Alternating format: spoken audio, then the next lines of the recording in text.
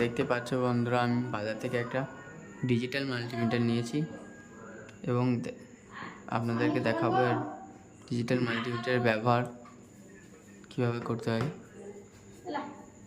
দেখুন, এটা এখন অফে আছে। অফ সুইচটাকে একটু ঘোরালে এটা অন হয়ে গেল। এর সঙ্গে আমাদের দিয়েছে দুটি কর্ড, একটি কর্ড রেড কালারের এবং একটি ব্ল্যাক।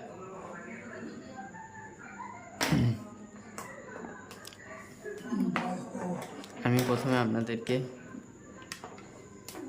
এসি কারেন্টের ভোল্টেজ চেক করে দেখাবো। এসি কারেন্টের ভোল্টেজ চেক করার জন্য দেখতে পাচ্ছেন ভোল্টেজ 750। এখানে রেড তারটি ভরে দিতে হবে এবং কালো তারটিকে নিচেরটায় দিতে হবে কমন, এবং এসি কারেন্টের সিম্বল দেখাচ্ছে। দেখুন, ভি এর পাশে এসির মতন একটা সিম্বল, এটা এসি কারেন্টের সিম্বল।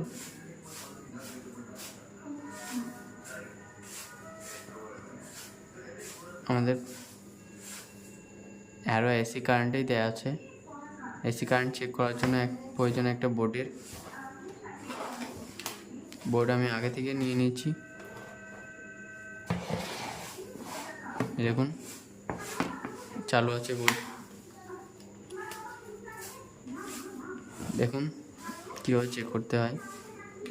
রেডটিকে ভেজে এবং কালোটিকে নিউট্রালে দিয়ে আমাদের এসি কারেন্টের ভোল্টেজ চেক করতে হয়।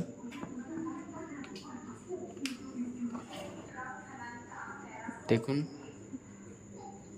কত ভোল্টেজ দিচ্ছে, 174 ভোল্টেজ দিচ্ছে। দেখুন,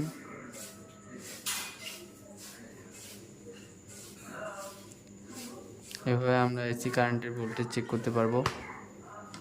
এবং আরও দেখাচ্ছি ডিসি কারেন্টের ভোল্টেজ কীভাবে চেক করতে হয়।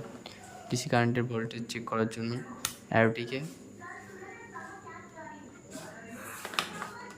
ডিসি কারেন্টের সিম্বল হচ্ছে এটা ভি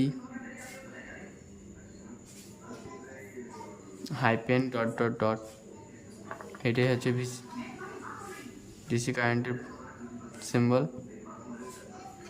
আমি একটি 12 ভোল্টের ব্যাটারি চেক করে দেখাবো, তাই এটিকে 20 ভোল্টের নিচে রাখতে হবে অ্যারোটিকে। দেখতে পাচ্ছ আমি 20 ভোল্টের নিচে রেখে দিয়েছি অ্যারোটিকে। এবার আপনাদেরকে দেখাচ্ছি। দেখুন, 12 ভোল্টের ব্যাটারি কীভাবে চেক করতে হয় ডিসি কারেন্ট।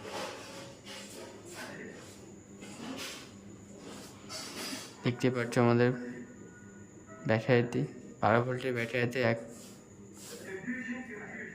2% চার্জ আছে। চার্জ খুবই কম আছে। এভাবে আমরা খুবই সহজেই battery DC current, DC voltage এবং এসি ভোল্টেজ চেক করতে পারবো।